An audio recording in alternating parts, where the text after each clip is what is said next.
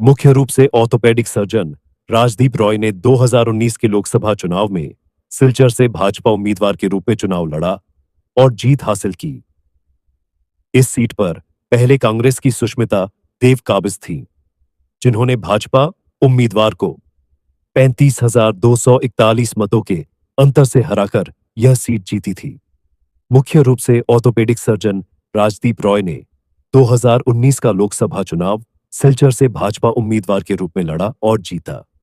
इस सीट पर पहले कांग्रेस की सुष्मिता देव काबिज थीं, जिन्होंने भाजपा उम्मीदवार को 35,241 मतों के अंतर से हराकर यह सीट जीती थी।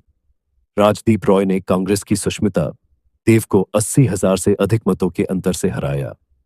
वे सिलचर से 2 बार विधायक भी रह चुके हैं, असम के सिलचर से। भारतीय जनता पार्टी बीजेपी के सांसद राजदीप रॉय के घर हाउस में एक 10 साल ईयर्स के बच्चे का शव बरामद, चाइल्ड्स बॉडी रिकवर्ड हुआ। पुलिस ने भाजपा सांसद के घर से शव बरामद कर पोस्टमार्टम के लिए Silchar medical college and hospital SMCH भेज दिया।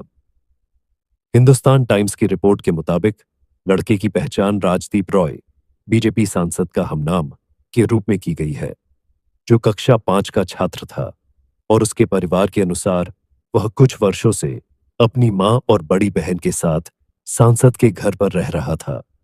बच्चे के परिवार के एक सदस्य ने शनिवार शाम मीडिया को बताया कि हम लोग कछार जिले के पालोंग घाट इलाके के रहने वाले हैं। लड़के की मां सांसद राजदीप रॉय के घर पर घरेलू सहायिका के रूप में काम करती है। अपने 2 बच्चों की बेहतर शिक्षा के लिए वह कुछ साल पहले उन्हें सिलचर ले आई थी। घटना की सूचना मिलने के बाद भाजपा सांसद राजदीप रॉय अपने घर पहुंचे और बाद में मीडिया को बताया कि दरवाजा, जिस कमरे से शव बरामद हुआ था, अंदर से बंद था और जब पुलिस ने दरवाजा तोड़ा तो लड़का बेहोश पाया गया। सांसद रॉय ने मीडिया को बताया उसे पास के अस्पताल ले जाया गया और डॉक्टरों ने उसे बचाने की कोशिश की, लेकिन तब तक बहुत देर हो चुकी थी। डॉक्टरों ने उसे मृत घोषित कर दिया। पुलिस ने कहा कि प्रथम दृष्टया पता चलता है कि यह आत्महत्या का मामला है और उसके परिवार के सदस्यों ने भी पुलिस को बताया कि वह वीडियो गेम खेलने के लिए मोबाइल फोन नहीं मिलने के कारण अपनी मां से नाराज था। भाजपा सांसद राजदीप रॉय ने कहा, उसकी मां मेरी बेटी के साथ कुछ किराने का सामान खरीदने गई और उससे पहले लड़के ने उससे अपना मोबाइल फोन मांगा, जिसे उसने देने से इनकार कर दिया। वह करीब 40 मिनट तक बाहर रहीं। जब वापस लौटी तो पाया कि कमरे का दरवाजा अंदर से बंद था। हालांकि राजदीप रॉय ने बच्चे की मौत के कारण पर संदेह व्यक्त किया। उन्होंने कहा, हालांकि प्रारंभिक जांच से पता चल रहा है कि यह आत्महत्या का मामला हो सकता है, लेकिन मैं इसके बारे में निश्चित नहीं हूं। मैंने जिले के शीर्ष पुलिस अधिकारियों से बात की है और उनसे मामले की गहन जांच करने को कहा है। रॉय के मुताबिक लड़का एक मेधावी छात्र था।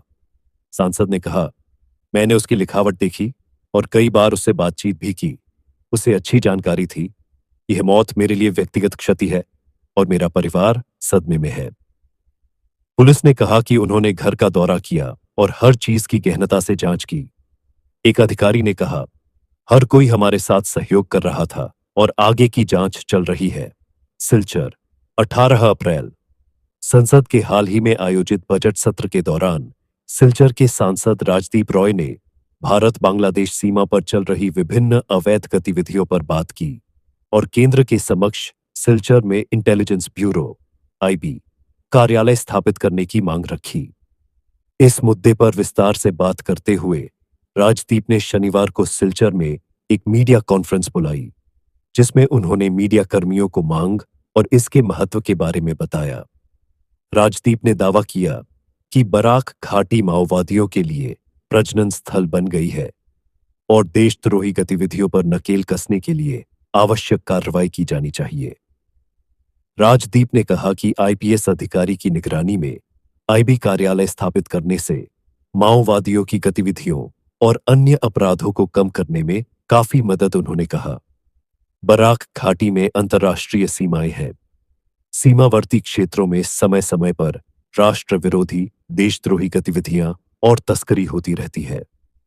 प्रधानमंत्री मोदी जी और गृह मंत्री अमित शाह जी के गतिशील नेतृत्व में मुझे पूरा विश्वास है कि ऐसी राष्ट्र विरोधी गतिविधियों पर हमेशा के लिए लगाम लगेगी। सांसद ने ग्रीनफील्ड एयरपोर्ट के बारे में बात करते हुए कहा, एक खास समूह अपने निहित स्वार्थों के लिए इस परियोजना को पटरी से उतारने की लगातार कोशिश कर रहा है। हालांकि उन्होंने यह भी स्पष्ट किया कि उनकी सरकार इस क्षेत्र के विकास से कोई समझौता नहीं करेगी। यहां यह उल्लेख करना आवश्यक है कि पिछली राज्य कैबिनेट बैठक में मुख्यमंत्री हिमंत बिस्वा शर्मा ने कहा था कि डोलू में नए हवाई अड्डे सिलचर में के लिए भूमि अधिग्रहण की प्रक्रिया पूरी हो चुकी है और 10 मई तक भूमि नागरिक उड्डयन मंत्रालय को सौंप दी जाएगी। डॉ रॉय ने प्रेस वार्ता के दौरान संसद के हाल ही में संपन्न बजट सत्र के दौरान उठाए गए विभिन्न महत्वपूर्ण मुद्दों पर भी प्रकाश डाला। उन्होंने बताया कि उन्होंने उन क्षेत्रों में फ्लाईओवर के निर्माण का मुद्दा उठाया है जहां अभी भी मानव रहित रेलवे क्रॉसिंग है।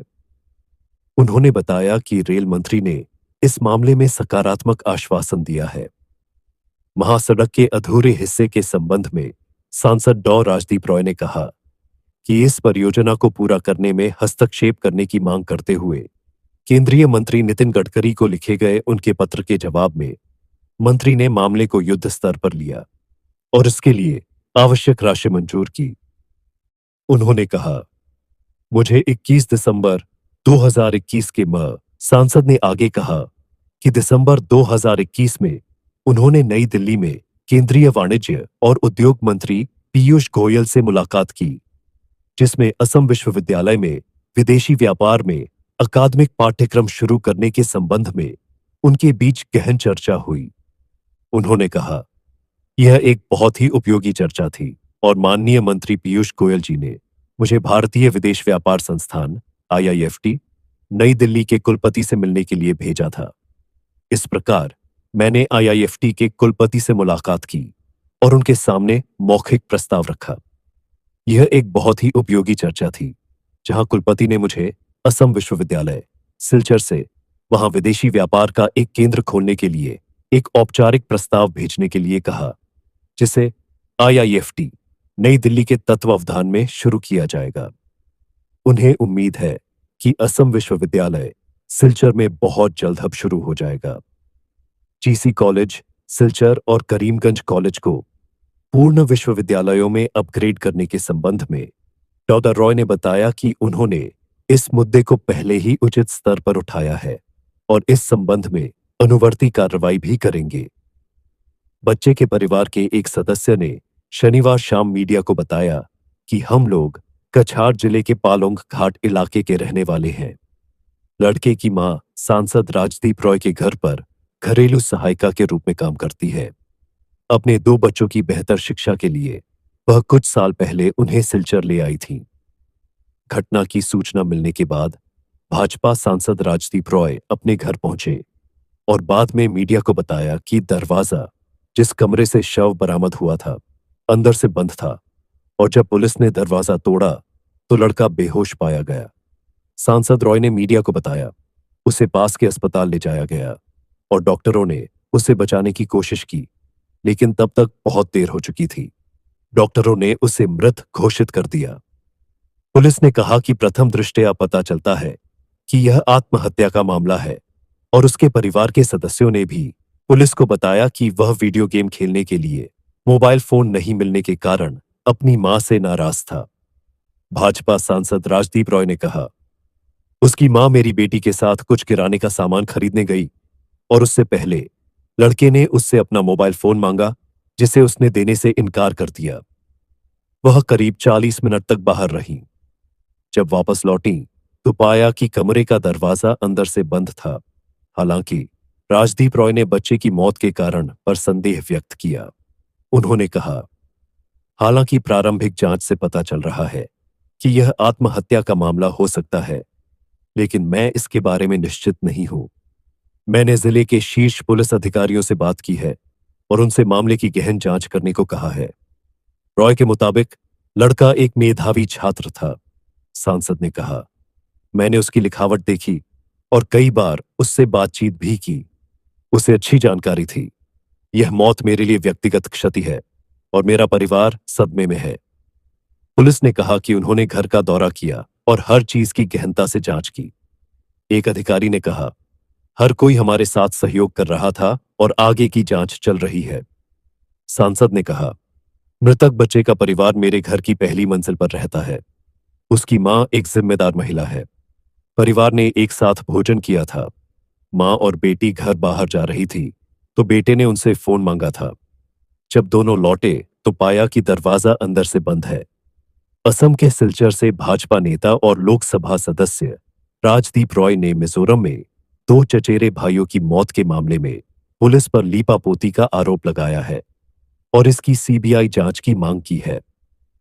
लोकसभा में चर्चा के दौरान रॉय ने इस महीने की शुरुआत में मिजोरम में प्रवीण सिंह 45 और उनके चचेरे भाई नृपेन सिंह 49 की हत्या की सीबीआई जांच की मांग की थी। उन्होंने संवाददाताओं से कहा, मैंने गृह मंत्री अमित शाह से अनुरोध किया है कि वह मिजोरम में 2 भाइयों की हत्या की जांच सीबीआई से कराएं। यह एक गंभीर मामला है। सच्चाई सामने आनी चाहिए।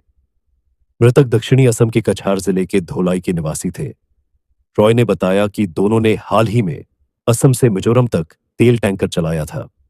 लौटते समय प्रवीण पर बेरहमी से हमला किया गया और अंततः उसकी हत्या कर दी गई। डॉ रॉय के आदेश ऐसे समय में हुए हैं जब पार्टी त्रिस्तरीय पंचायत चुनाव की तैयारी कर रही है। राजनीतिक संतुलन इस फैसले से त्रिपुरा में भाजपा की स्थिति को और मजबूत करने के लिए केंद्रीय नेतृत्व द्वारा एक महत्वपूर्ण कदम उठाया गया है। डॉ रॉय को पार्टी के शेयरधारकों को बढ़ाने और राज्य में मजबूत उपस्थिति सुनिश्चित करने के लिए विशेष जिम्मेदारियां सौंपी गई है।